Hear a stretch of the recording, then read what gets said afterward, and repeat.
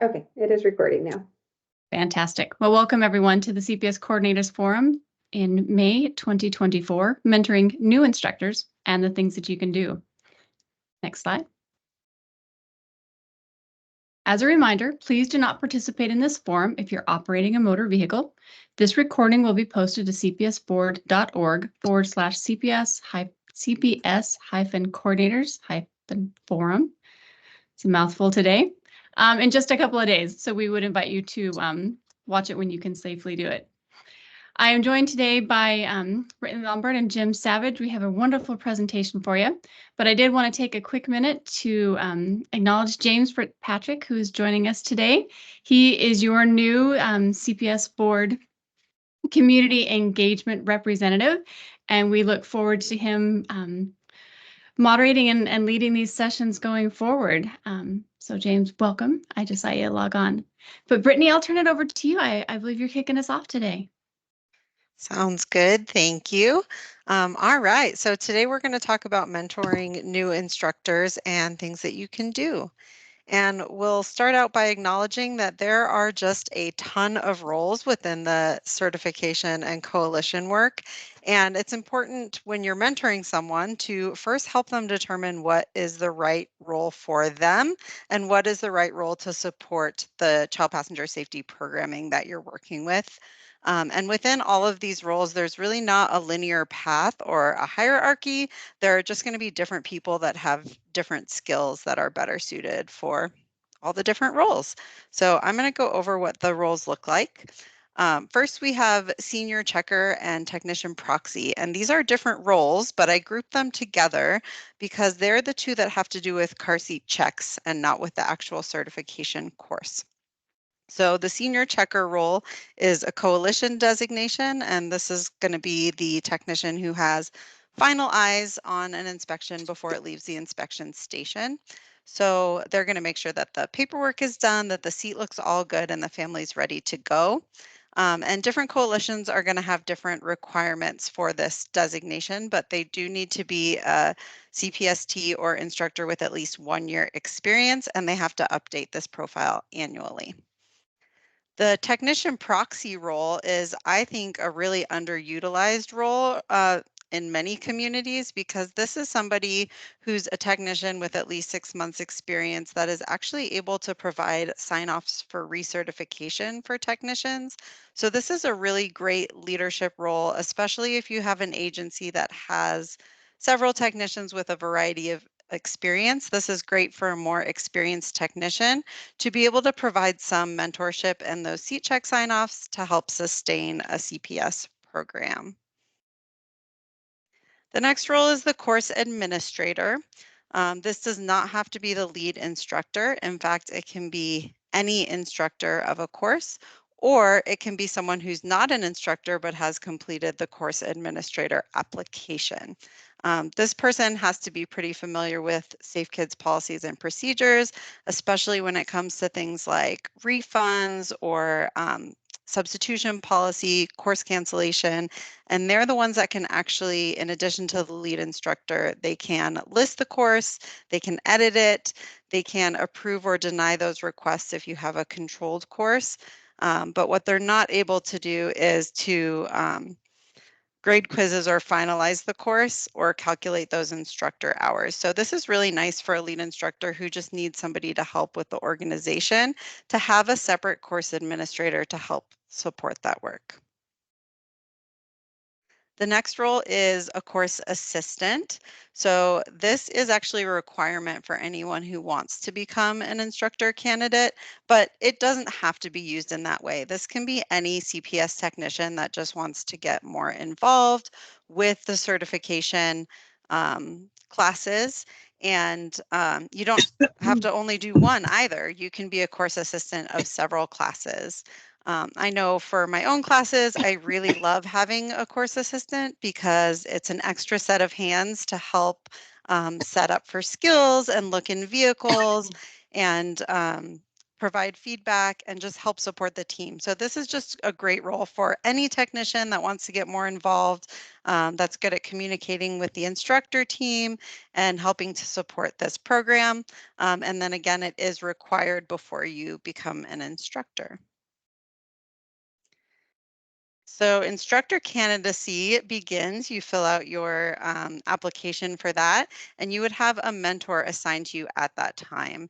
And when you're assigning a mentor to an instructor candidate, it's really important to think about how their personalities will mesh, how they're going to work together, and if they're going to be able to really best support each other through the process, because the instructor candidacy starts before the course even begins with preparation. Safe Kids does have a really great mentor and instructor candidate guide that actually outlines a suggested cadence for meeting between these two folks, talks about what the roles and responsibilities are going to be for the instructor candidate, not just during the course, but beyond the course as well. And it goes over how the mentor and instructor candidate should work together. Then we have our mentor. It doesn't have to be just one. Safe Kids actually encourages having more than one mentor for an instructor candidate. And this is the person who really needs to be active, engaged, needs to be motivating to the instructor candidate and actually support them in their journey toward being an instructor. So it is recommended that the mentor of a course doesn't teach as much as they normally might so that they can really support the instructor candidate throughout their journey. Um, it is not allowed to be the same person who is the lead instructor of the course. So you do need to make sure you have an established mentor who really is going to commit to that instructor candidate, both before the course and during the course. And then every day after the course, the mentor should connect with their instructor candidate and have a meeting about how the day went and share any advice that comes from them or from the other instructors on the team. And then once the instructor candidacy process has gone through and someone becomes an instructor, the mentor opportunities really don't stop there. The ultimate goal, obviously, is for any instructor to be able to present any of the modules within the curriculum. And during their candidacy, they may only get to present a couple. So even when someone becomes an instructor, it's great for them to have that support from either their assigned mentor or their instructor team to make sure that you can challenge them and let them teach different courses throughout or different modules throughout the course in their 2-year instructor certification. They do need to teach 20 hours to be able to maintain that designation. And another thing that's important to consider for those who want to become an instructor is whether they can commit to mentoring technicians after the course as well. And then finally, we have our lead instructor, and this is somebody that is going to oversee and execute the planning of the course and really needs to be available to mentor and support the whole team, making sure to share clear expectations. And the lead instructor really has to be very clear on the Safe Kids policies and procedures because they're the ones that are going to be finalizing the course and certifying the students of the course. So when you're making a course agenda, if you have an instructor candidate, I prefer to make them almost function as one instructor throughout the course because you really need that mentor to dedicate their time to the instructor candidate rather than dedicating their time to the students as they normally would in a course. Um, During the instructor candidacy, the candidate can sign off or grade students, but only under the supervision of their mentor. So it really seems to work best on the agenda if you can just make those two have the exact same schedule so the mentor can be right there with the instructor candidate the whole time. And it's also important to carry your planning into the required pre-course planning meeting if you have an instructor candidate, because this is going to be their first time going through the motions of the course. So it's a really nice time to set expectations, make sure they're clear about what skills are going to look like, who's planning different things, who's selecting vehicles, who's selecting car seats, and just it's a really good opportunity to let them know how your instructor team functions. So even though this is required always, it's good to spend a little bit of extra time on it when you have an instructor candidate. And then throughout all of our mentorship, we definitely want to keep in mind our learn, practice, explain model here, because we know technicians use this in the field to educate caregivers. Instructors are also going to use it to educate technicians, and mentors are going to use the same model to mentor their instructor candidate. And this is all based in adult learning theory, where we're repeating actions and it's designed circular, because this is a repeated process that continues on throughout our journey as whatever role we're holding, is that we want to really repeat these actions and make sure that we are being intentional. And I'm going to pass it to Jim. Hey, great information, Brittany. So I'm just going to go through some of the documents that you can find and some of the information that's on the certification site, as well as give you just a couple of other tips. So your state might be like ours in Wisconsin, where all of our instructors are coordinated in the populated areas. And so we find that most of our instructors are in 2 or 3 metro areas of the state, leaving open pockets of the state where we don't have coverage or assistance for technicians for sign-offs. And so I echo Brittany's point of the important role of that technician proxy. And as you work as the state coordinator and you're identifying possible proxies and instructors, or technicians may approach you wanting to become an instructor or a proxy, you might want to consider just having a conversation with them to find out what their motivation is for becoming an instructor. I think what we found is that many individuals feel that they need to become an instructor to be able to do sign-offs, and they might not be familiar with that proxy role. And you may have an individual where that might be their main focus would be to be able to sign off technicians in their communities, in their areas, but they might not have that great of an interest in becoming an instructor. So I'd encourage you to have that conversation with the individuals to begin with, to know which path might be best for them as you start to mentor them. And it may be taking steps where an individual may want to become a technician proxy first and then consider becoming an instructor. So starting with the resources available, and many of you probably know all of these resources available on the certification site, but we'll just point out a couple in the locations. Every time I come to the certification site, I always find something new as I'm looking around. So starting at the home page, if you click on the resources in the upper right-hand corner, that will take you to different lists of resources that will be helpful, both for you as a mentor, but also for the proxy and instructor candidates. So 2 that we want to point out are the forms section and the policies and procedures. Next slide. And so just taking a quick look at the policies and procedures manual.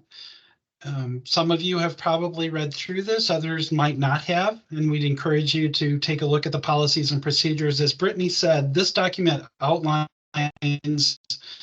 a lot of the guidelines for a course, what should be done, how should they be done. Also within this document, you will find information on the technician proxy roles in the process, as well as the instructor candidacy process. Within this document, you'll also find links to applications and other important materials for these 2 roles.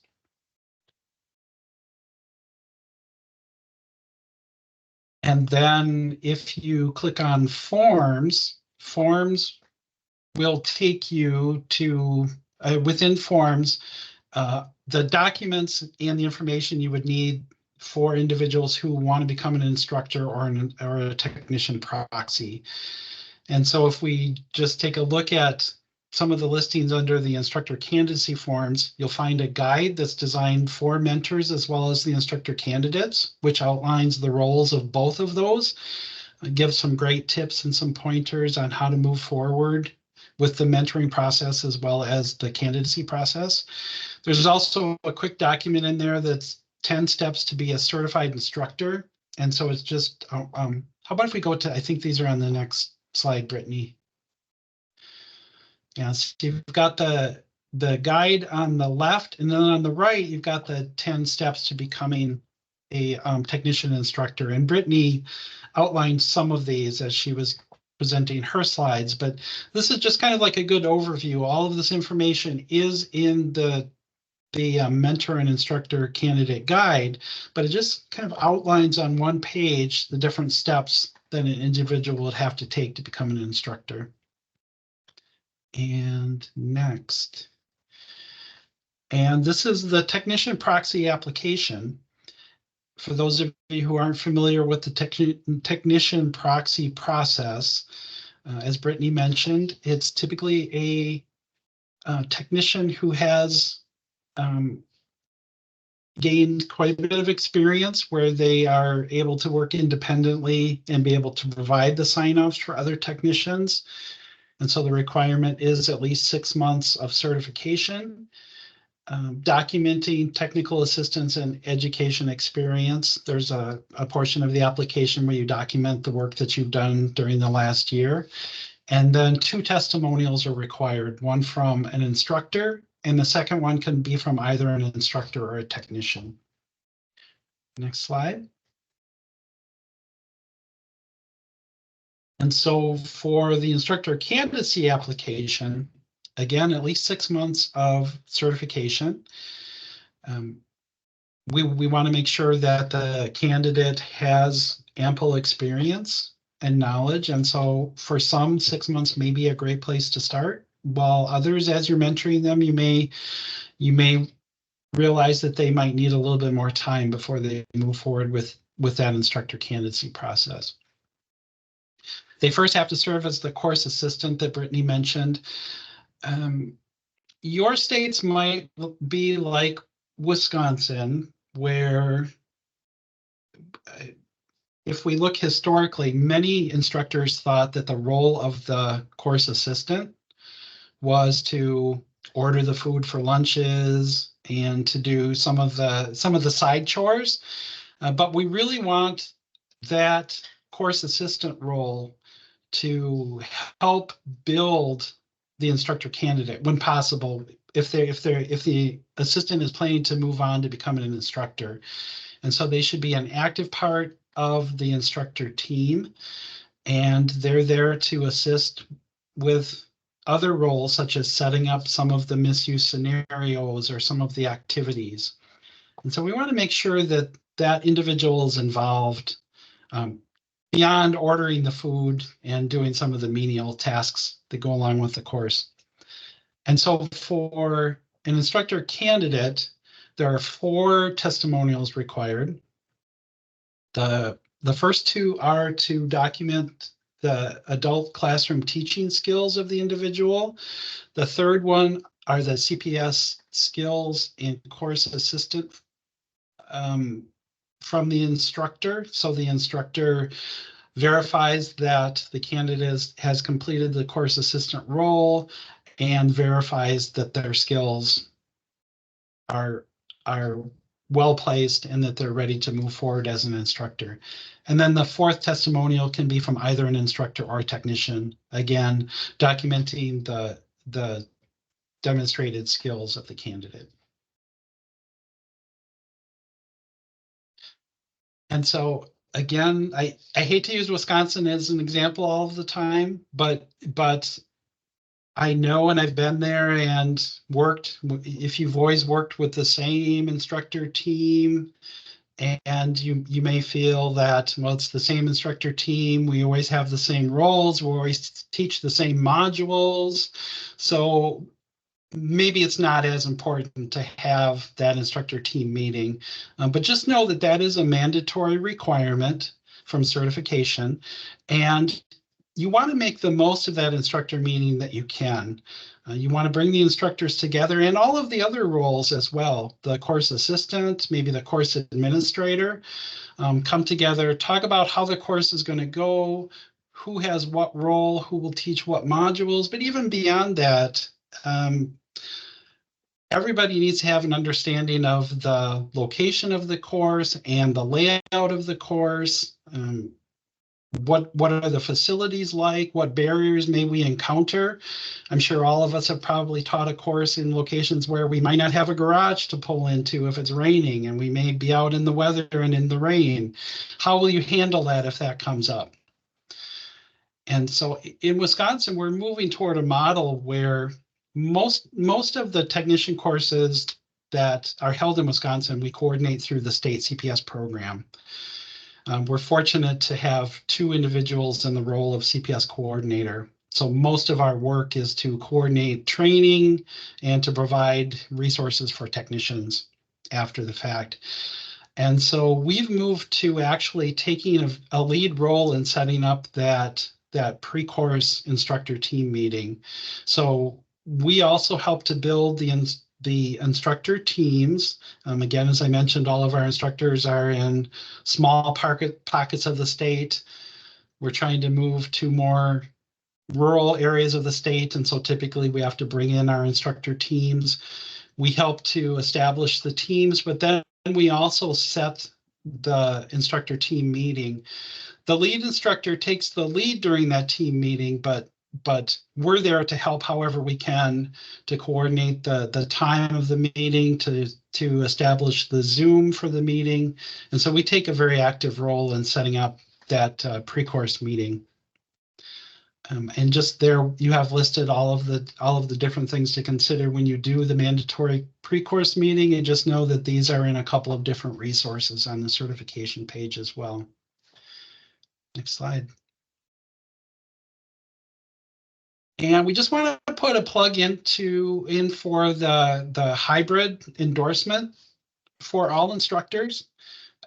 I know that there are some instructors out there who feel that they may never teach the hybrid version of the course, but just know that even if you don't plan to teach the course, completing the endorsement, I found to be very beneficial as an instructor, even an in-person instructor, because especially if you're always teaching with the same team and individual instructors are always teaching the same modules, as you work through the hybrid endorsement, you get to see other ways to teach topics that are in the curriculum. And so it may give you ideas of how can I approach a module more effectively, and how can I convey these points more effectively. So we would strongly encourage that all instructors complete that.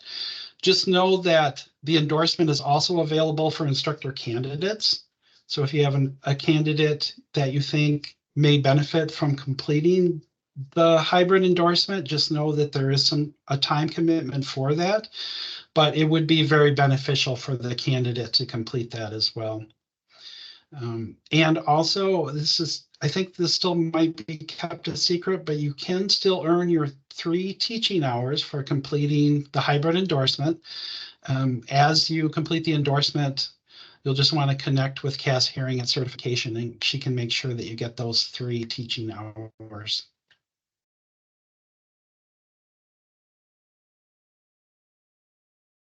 And just know, if you haven't been to Safety Connection recently, just know that every day more and more resources are being added to Safety Connection.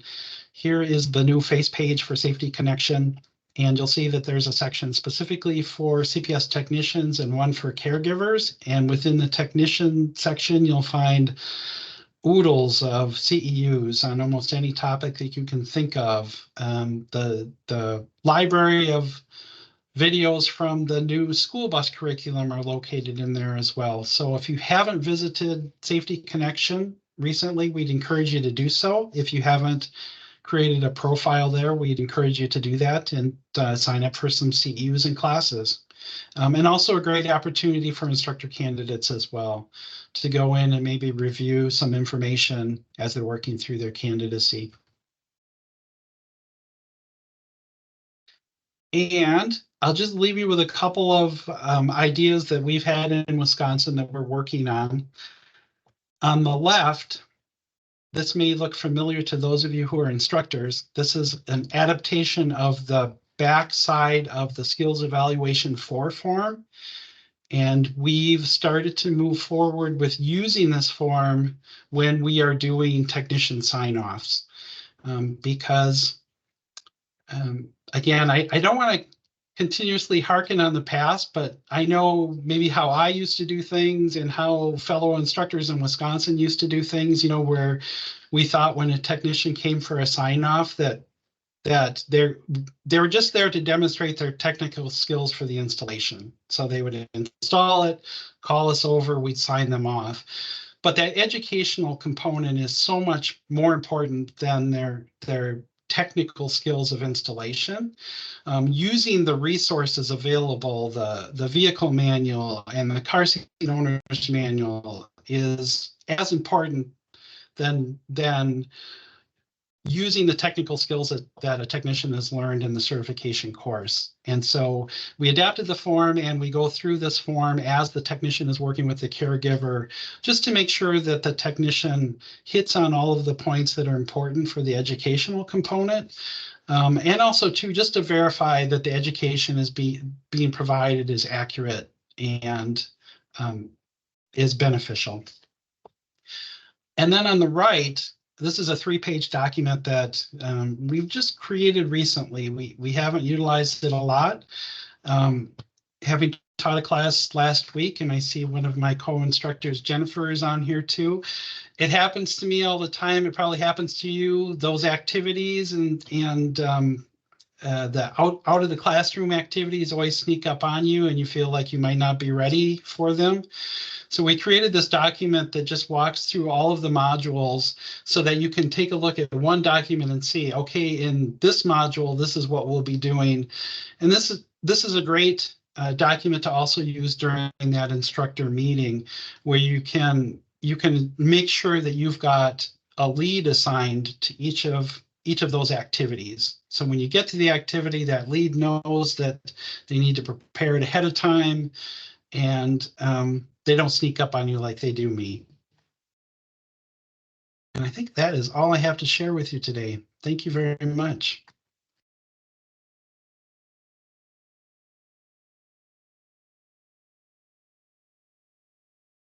Well, thank you, Jim. And I gotta say, Wisconsin really sets the bar pretty high. So I think that you can refer to the good work that you're doing at any time. It seems like your instructor team has really got it together. And thank you, Brittany, for sharing. Again, 2 top-notch instructors. We're lucky to have them here today. But I wanted to chat a little bit about mentoring, and these are our mentorship. And this is some strategies for mentoring new instructors, but this can also be technicians, this can be coworkers, this can be any mentorship relationship that you have, or if you're trying to encourage your instructors to mentor other instructors or technicians in the area, these are some things that you can consider or tips that you can use. So mentoring does play a crucial role in professional growth and development. It can have an impact on job performance. It's been shown to increase engagement. It creates a more diverse and inclusive work environment, and it helps to foster those meaningful connections. Next. So just for fun, I thought we could take a quick moment to reflect on how many technicians, instructors, and instructor candidates we have. So as of just a couple of days ago, there was 1,759 instructors nationwide. How exciting is that? And our number of technicians is growing exponentially. We're really close to 38,000, which is there's so many courses being held, and it's growing all the time. But the instructor candidates is what's exciting. We have so many new instructors coming in, and they're going to want to learn from all of us, and we need to share what we've learned and get them engaged. Next. So I'm going to read this one to you. Experts often have an intuitive understanding of a route, but they struggle to articulate the steps. Have you ever found yourself saying, "Oh, you'll get it. Just do it. Just have your first course. Just be a lead instructor.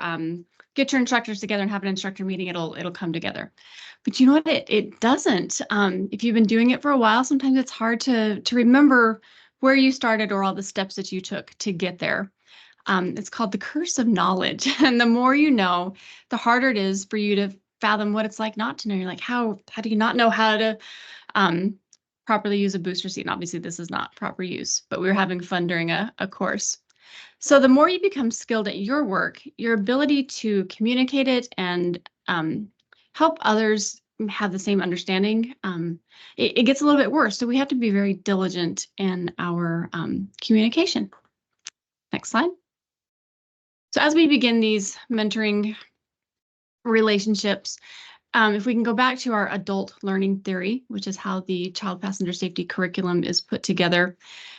And I think that we all work this way no matter what we're doing. First of all, we want to know why we need to learn something. We're pretty busy people, and if it's not something that we can use right away or that we need to learn, it's not going to have the same impact as something that's crucial for us to know right away.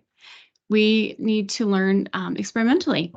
For those of you that are instructors or have taken a course or have tried to install a car seat yourself, you know, you watch the technician do it or you watch the instructor team do it, and it's like magic. They get it in and then you try it and it doesn't work, but you learn by practicing. Goes back to our learn, practice, explain. We also learn as an approach to problem solving. So our problem solving here is that we need a larger instructor team. We need to reach those rural areas that Jim spoke about where we may have less instructors. So we want to mentor those technicians. So problem solving, how do we mentor them to become great instructors when they don't have someone near them? Or why do they want to be an instructor? Because we need great technicians in our areas. So becoming an instructor and being a great instructor, it all comes back to a problem solving. We're trying to problem solve something in our area. And adults learn best when the topic is of immediate value. If we know that we're going to use it, if we're an instructor candidate and we're going to become an instructor, if you are an instructor, you're going to be a lead for the first time, or if you're a statewide coordinator and you want to have better success in your state, what can you do that has immediate value? So mentoring has lots of different aspects related to how adults learn. Next. So as we're coming back to this, mentoring is a collaborative relationship. And I actually chose this photo very deliberately because we have an instructor, we have a technician, we have a caregiver, and I think in the vehicle is also another caregiver.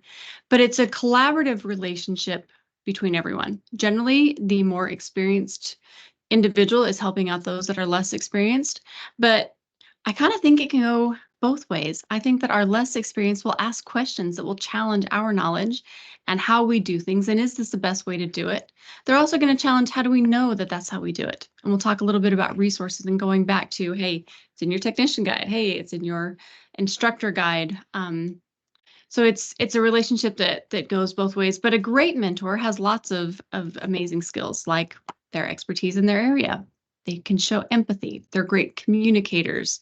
They're accessible. You know, if you want to be a mentor or if you are looking to have a mentor, you want that person to be readily available for the most part. Again, we're all busy, but you got to have somebody that you can get in touch with. A mentor is encouraging and they're accountable. If they're wrong, they're going to say they're wrong. And if not, they're going to know where to find the information to share it with those that they mentor. And they're trustworthy. And they're in it for the long haul. You know, so many of us have been doing this for so long. I think it really helps all of us to know that I'm committed to this. I'm committed to injury prevention. I'm committed to being a mentor. I'm committed to helping your success. Next slide. So touching base a little bit on the benefits of mentoring, which we've talked about, but knowledge transfer. And one of the ways that I find it makes it easy to explain this is that if on our technician guide we had a banana bread recipe, we're going to have all the steps. You know, you mix the sugar and the oil, and you add the eggs and the butter and flour, whatever you put in your banana bread. But that experience comes in when you can share with your technicians all the little tips and tricks, or your instructor teams. Hey, if you let those bananas get a little bit brown, you're going to have a lot better bread. Hey, here's a great way to tighten a seatbelt. Here's a great way to present this idea in your course. So that knowledge transfer is really helpful. Mentoring enhances technical skills and communication techniques, problem-solving methods. As Jim just mentioned, sometimes when you teach with a team that you haven't taught with in a while, or if you attend a conference, or if you go somewhere where you can learn from somewhere else, we learn a new way to do things. So that skill development really kicks in. And, you know, we're wanting all of our technicians and our instructors to thrive, and this can help them in other ways. They can advance their career, but does that mean they're going to become a a technician proxy? Does that mean they're going to become an instructor? Does that mean they're going to teach about different programs? Is this going to help them become a car fit technician where they can prevent all types of injuries, not just child passenger safety? And again, then it's just professional development. It's learning to speak in public and give group presentations and create presentations and report back to your state. There's lots of things that come with professional development that is a benefit of mentoring. Next. So sometimes you may be mentoring and not even know it. So it's important that we're always aware of what we're doing. So group mentoring, this is in a CPS technician class, or this could be in a professional development in your own office, or this could be at your statewide CPS conference, or at just a staff meeting. Whatever you're doing, a group setting is a great place to mentor. An informal mentoring session. This is our current National Child Passenger Safety Board Chair, Scott Downing, giving him some kudos right now. But individuals that complement each other, or if you're working together, you can take a moment and have some informal mentoring. Here's how we do things. Let me help you out. Let's be a team. And then there's also a very formal mentoring process where you create a plan, you sit down, you revise it, you go through it. But mentoring someone can be a little bit less formal than you think. Next slide. Speaking of the board, here are your new board members, and they are here to be mentors for you. Any one of you can reach out to any one of the board members at any time. All of their information is at cpsboard.org. But mentors in general should have experience. They should be able to express empathy. They should have great communication skills, and they should have patience. And patience, I think that we've all worked on that, haven't we? Where it would be easier if we did it ourselves, but having patience to teach someone and to listen to their concerns and to share your experience about how maybe that could be a different step, or how you could do it a little bit differently, or how others that you've learned from have done it to have the best experience. Next slide. The art of understanding versus the science of resolution. As you begin any conversation, sometimes it's worthwhile to take a minute and talk to someone that you're working with and ask them, do you need me to listen or do you need me to problem solve? Because listening and problem solving are two crucial skills, and they're fundamental roles for a mentor. And while they're similar, they're distinctive qualities that set them apart. Understanding how each skill contributes to effective communication and decision-making is important. So if we're listening, we want to be attentive and listen to what they're conveying. What are they really trying to say? And it's engaging with the speaker, focusing on their words and their tone and their body language. It's not sharing your own stories, but you're developing trust and respect, and really finding out what they need. Sometimes, we have a really frustrating day and we just want to share it. But other times, it is about problem solving. It is about the science of resolution. And that's where we're going to analyze and we're going to evaluate and we're going to find solutions to a challenge. It requires critical thinking, creativity, and some sort of a systematic identification of how we can resolve the issue. And that, again, is going to be going back to your resources.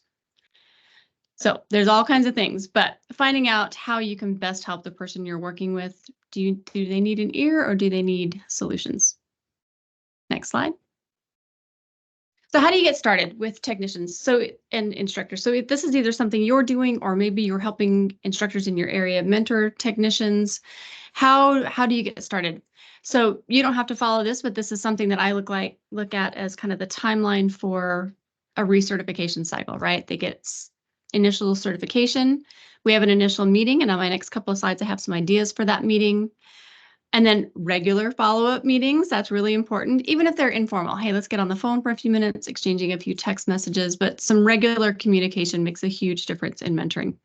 Setting some goals, and I've got some examples that we'll share, talking about what resources you have available and how you can use those.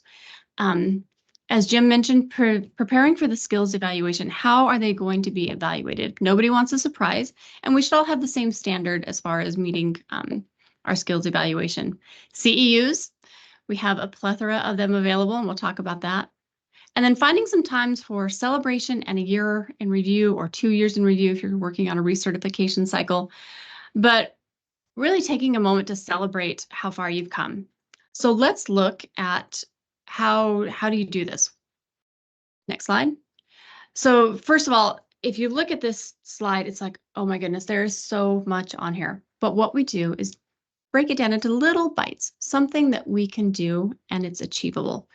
So when you have too many things to do, taking one small bite is a great way. So let's just talk about our initial meeting with a technician, with an instructor candidate, with a tech proxy. And then what do we do next? So you're building on that. So we're going to start with our initial meeting, getting started. What skills do we need to practice? How do we want to network? What are our materials and resources? How does certification work for technicians and instructors? What can our next step be? And how do we keep current? What are our 201 steps? You know, because the certification course is a basic certification, but how do we take our instructors from good to great? How do we help those in our state really excel? So I just break it into little tiny pieces. And there's a whole bunch on this screen. So on our next screen, if I'm going to work with someone, I need to know a little bit about them. So this is a great time for you to connect. It does build trust and rapport that you care about how to connect with them. And this is a contact sheet that I would use. There's me and a couple of my fellow Alaska instructors freezing at a meeting. But learning what someone likes to be called. How do they spell their name? How do they like to be contacted? Is it text? Is it email? Finding out if it's okay to text them. Learning about their recertification cycle. How long have they been a technician or an instructor? When do they expire? You know, that's something really great to monitor. We don't want to come to them one day before they expire and say, hey, we're going to have a CPS conference in 6 months. Well, that doesn't help. How do we figure out what's going on with that?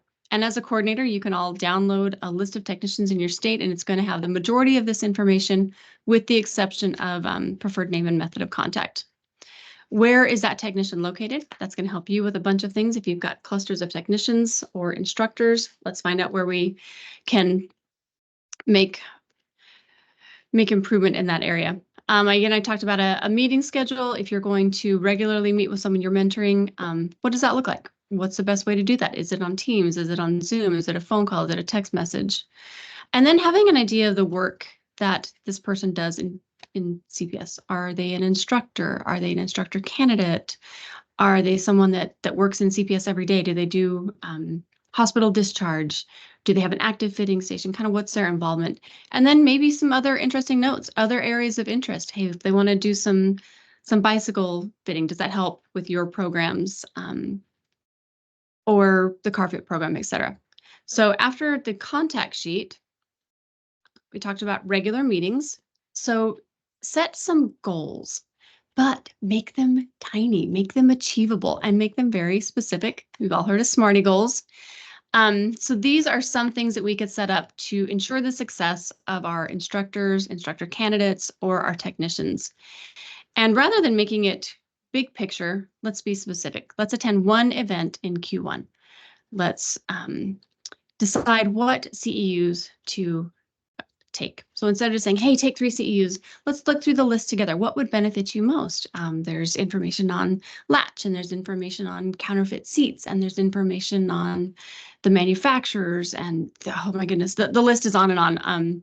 There are around 50, I think, CEUs, and then if you combine the community education as well, there's around 75 at carseateducation.org. And then the other thing I try to encourage is resources to explore. So instead of just saying, hey, look at this website, there's some great information, let's talk about looking at one page. Let's talking about looking at one document. Let's go to the CPS board, and we have accordion files on that site. Let's look at one accordion file. So being, again, really specific and something that can be achieved. Finally, do you ever find yourself saying, well, this is what I do, but this isn't what you should do. So as a mentor, we need to set the example. Our instructors need to set the example. Our technicians need to set the example. So follow my words, not my actions. And we should really be following both. So if you mentor someone and you're like, this is how it should be done, you should have a reference. Where did you get that information? How did you know it? How can they go back to it? So I listed out a few things that the technician or the instructor could go back to. And Brittany and Jim both mentioned most of these in their presentation earlier. The policy and procedure, the instructor prep guide, the hybrid administration, there's how to become an instructor. For our technicians, did you know you can download the technician guide? It's one click. How often do you revisit the code of conduct? Have you taken any of the NDCF trainings? But everything that we share as a mentor, as a tool for those that we work with, we should be able to go back and point out, where did we get this information? So take some time for some self-reflection and figure out how did you know this? Where did you learn this? And we would love to hear about it. So thank you for having us today. This was a lot of information. Just a quick little shout out to my little guy. He's my Mr. Misuse. But we can stop sharing.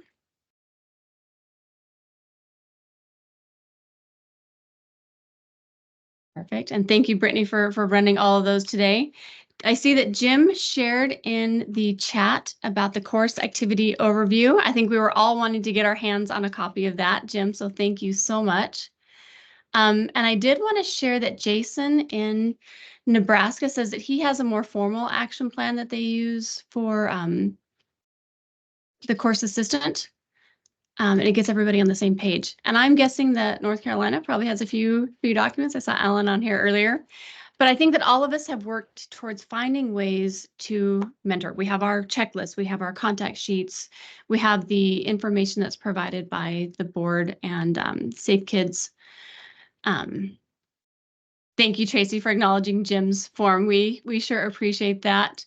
But we have some time for questions or comments, or if you have a form that you'd like to share, we'd love to get our hands on it. I know that everyone nationwide is doing some really great work to make sure that everyone's being taken care of. Do we have any questions? And Jim and Brittany, do you have anything to add? Anything you'd like to share? I was going to share that if folks missed Cass Herring's presentation yesterday, it will be on carseyeducation.org shortly, and it was also on mentoring, and she had some great tips from the certification perspective. And that forum is live now, so it's on there.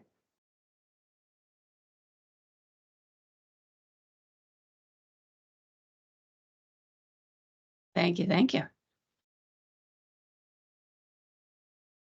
Terry, I see that you turned on your camera. Did you have something to add, or did you have a question? Or was that accidental? Holly Terry. No, okay. You are welcome to come on camera, or you can turn on your sound if you'd like to ask a question, or if you'd like to share something. We're all about sharing.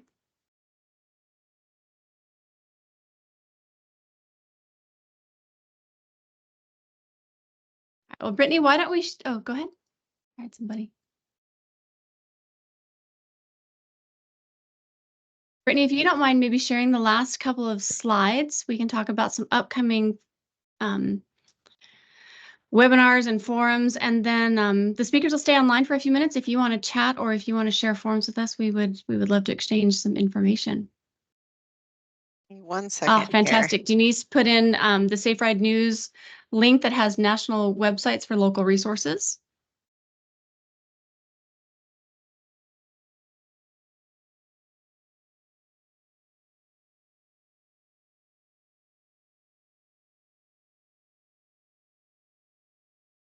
So as a reminder of our upcoming CPS Coordinators Forum, Wednesday, June 26th, the Certification Training Revision 2024, yay. And July 17th, Inspection Station Tips and Tricks. I think we have some pretty amazing presenters scheduled for that session. The next webinar is on FMVSS 213 update, rulemaking and enforcement. Tell you what, I can't wait to attend that one. I think it's going to have some really great information. There were some teasers at the Lifesavers Conference, another presentation, and it was really excellent. So if you've got time, please plan to attend this webinar. And I believe that you can sign up for it at cpsboard.org under trainings. Is that correct, Kendra? If she's nodding. Okay. As a reminder, the 2025 National CPS Award nomination period has opened. Please take time to nominate a team, an instructor, or a technician. We would love to see at least one nominee from every state. And I know you guys know somebody. There is someone in your state that is doing some pretty phenomenal work that should be acknowledged. And you are welcome to nominate more than one person, one team, or one instructor. And that can also be found at cpsboard.org. And finally, thank you. Thank you so much for being here. We appreciate you listening.